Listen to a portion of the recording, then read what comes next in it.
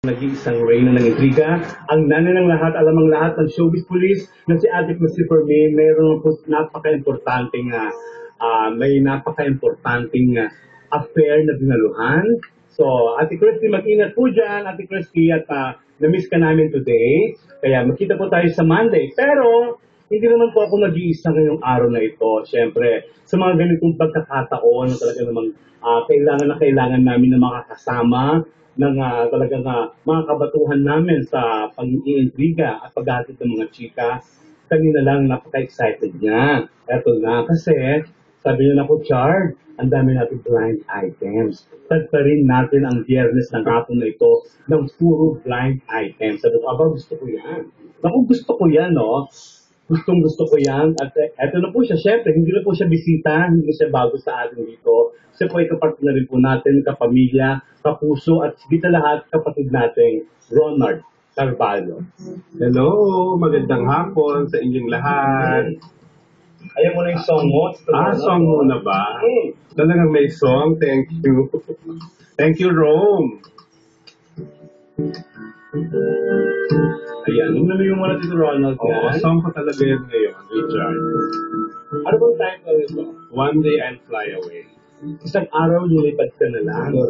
Ay naku, may kilala akong ganyan.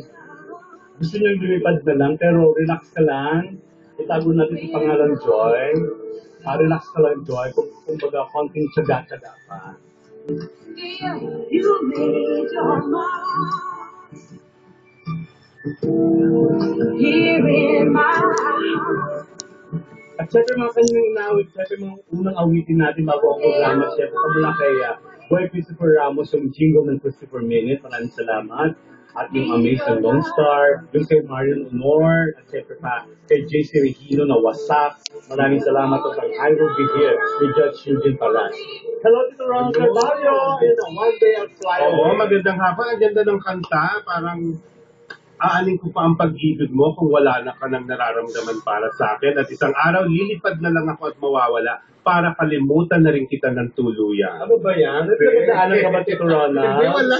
Wala naman. Oo, very happy nga ako tuwing nandito ako sa Christopher Minute. Yes, dapat lang Thank you. Oo, talaga. Kumbaga, yung pinagdadaanan naman, normal lang yan. Pero, Naku, talaga, doon ako nag-intriga. wala na. Parang ano lang, parang gano'n naman ako, di ba? Loner ako basically. But anyway, batiin muna natin ang ating mga kaibigan, Yes, loyal listeners and viewers ng Christopher Minute. Hello to my friends, si Maminda Alcantara, si Ernest Santos, si Mike Poblete, ang aking friend designer na gumagawa ng aking mga magagandang outfits. Wow! Na si Leonardo Dadibas, ang friends ko for life, na si Elmer Pacificar ng Bob Salon. At lalong-lalo na sa aking batchmate na kabady ko, si Norman Pinheiro, na birthday niya today. Happy birthday man! Inuman na tayo. At iba pang may birthday, pamangkin ko na si Edwin Ginto, si Carmen Go Vargas, at ang friend from London, the birthday din niya today na lagi rin sa ating nakatutok, si Rod Matamis. And of course, ang aking Medranos Apartel, ang aking home sa Baguio.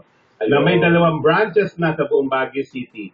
Pag kailangan natin na magandang tirahan, doon lang tayo sa Medrano, syempre. Maganda yan. At syempre, mga kaibigan din natin, syempre, ang dami nating mga taga-subaybay at kaibigan ko sa San Jose del Monte, Bulacan. Nakarating ka na ba doon? San Jose del Monte, Bulacan. Malapit lang yun, ha? Nag-taping na ako doon. Nakapag-taping ka na doon. Yes, kay Giandre. Hello kay Giandre. At syempre, sa kanyang grandma. At si Mama Bibeng. Ayan, pati sa kanyang mga daddy. Joy. Hello sa inyo dyan. Maligayang panonood. Dyan lang kayo.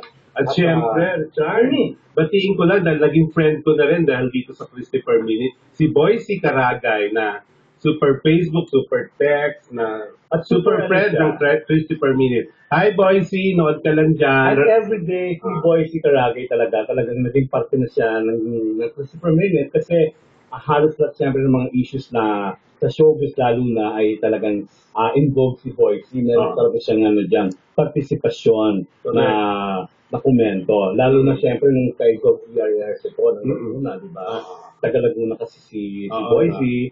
At siya'y mahal na mahal niya si Gov ER. At isa siya sa mga libo-libong mga nalungkot na mga kababayan natin dyan sa Laguna. Well, Nakakalungkot naman yan talaga, Richard. nung huli, the last time na nagkaroon ako ng balita kay Gov ER, isa sa mga officers na ni Gov ER doon sa Kapitolyo, nung nakausap ko siya, accidentally sa Soler. Sa Soler kami nakita. Nung andun tayo?